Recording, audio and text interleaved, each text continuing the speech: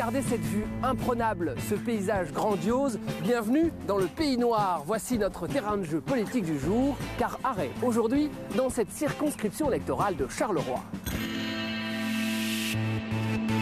On va se tourner vers le PTB, qu'on sait que la situation à Charleroi n'est pas non plus totalement rose, qu'il y a eu certaines fermetures quand même qui ont rythmé la législature. On pense notamment à certaines pertes d'emplois chez Caterpillar, on a vu les images.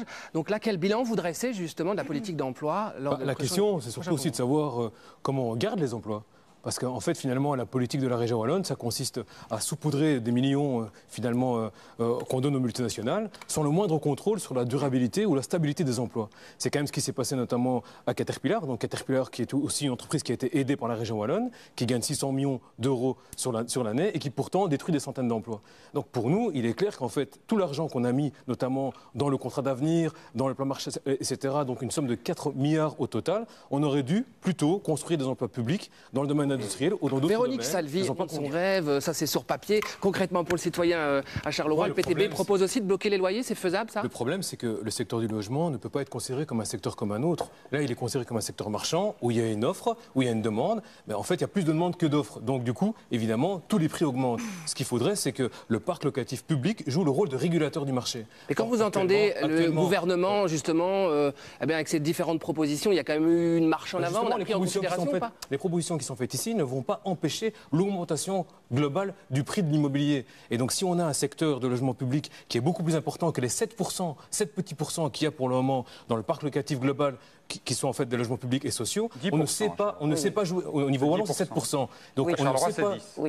Oui, ok, au niveau wallon, c'est 7%. Donc, et donc, du coup, on parle de Charleroi. Est-ce que je peux terminer mon propos? Donc, du coup, on ne joue pas le rôle. C'est des belles paroles selon vous, mais concrètement, sur la situation, ça n'améliore pas le rôle de régulateur. Donc, il faut construire, pour la Wallonie, 75 000 logements sociaux de qualité qui vont en fait jouer un double rôle, qui vont jouer le rôle d'attirer une nouvelle population qui pourra peut-être payer un loyer un peu plus élevé que le loyer de base. Mais ça, ce sont et qui pourra jouer. Allez, on va passer la parole à Véronique Salvi. On entend justement beaucoup de projets, beaucoup de promesses. C'est même autofinançable. Comment ça se passe? Il y a 50% de logements qui sont des logements publics et c'est autofinancé. Véronique Salvi lance à chaque fois un débat. Faut-il un service minimum dans les techs, pour ou contre? Moi, je pense que les partis comme le PP ou le MR ne sont pas à l'écoute des causes des problèmes. S'il y a grève, c'est qu'il y a des causes, c'est qu'il y a des problèmes. Et il n'y a parfois pas des grèves intempestives? S'il y a grève, c'est qu'il y a des causes. Et il faut s'interroger sur ces causes. Et donc, si on veut effectivement régler le problème, il faut investir dans ce secteur-là. Il faut investir dans le tech. Moi, je ne suis absolument pas pour un service minimum, je suis même pour un service maximum public, qui soit accessible aux gens, qui soit avec des tickets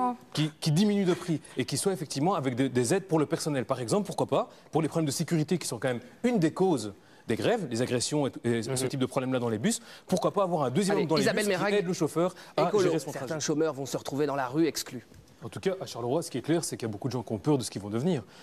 La mesure dont on est en train de parler, qui est une mesure d'exclusion des chômeurs, part du point de vue que si les chômeurs n'ont pas d'emploi, c'est leur faute. Mais à Charleroi, il y a un emploi pour 54 demandeurs d'emploi. Alors que dites-vous au gouvernement sortant, notamment le Parti Socialiste, le CDH, que ce qu'il faut, c'est créer des emplois. Donc effectivement, la campagne électorale n'y change rien. Effectivement, ces partis ont voté cette mesure qui, à mon avis, fait la différence. Il y a une ligne de démarcation entre les partis qui sont en train de se battre pour l'intérêt général et les partis qui ne sont pas en train de se battre pour l'intérêt général. Et donc aller forcer effectivement des gens à être privés d'allocation parce qu'ils sont censés chercher un emploi qui en fait n'existe pas, ça pose un problème. Le premier problème pour le chômage, c'est qu'il faut créer des emplois. Il ne faut pas chasser les chômeurs. Concrètement, le PTB propose quoi pour remédier à l'échec scolaire? On a un des enseignements, d'ailleurs tous les tests internationaux le disent, qui est un des plus inégalitaires d'Europe. On a un vrai problème avec ça. À partir de 15 ans, un jeune sur deux est en situation d'échec scolaire. Ça, c'est pour le constat, vous proposez quoi? La première mesure qu'on propose, effectivement, c'est en fait d'avoir ce qu'on appelle un tronc commun. Donc c'est un peu le système comme en Finlande, d'avoir un tronc commun jusqu'à 16 ans. Donc jusqu'à 16 ans, il n'y aurait pas de relégation dans l'une ou l'autre filière. Et comme ça, à ce moment-là, à 16 ans, les jeunes peuvent effectivement avoir une formation de base et choisir en toute connaissance de cause la direction vers laquelle ils veulent aller. Ça marche dans d'autres pays, pourquoi pas chez nous? La seconde mesure, c'est une véritable gratuité de l'enseignement, qu'il n'y ait pas ce type effectivement de sélection par les moyens financiers. Gratuité de l'enseignement primaire et gratuité de l'enseignement secondaire. Ça, c'est deux mesures que nous on veut porter. Et la dernière, c'est qu'il faut des plus petites classes. Il faut un encadrement qui soit beaucoup plus intense. Allez, on va passer la parole à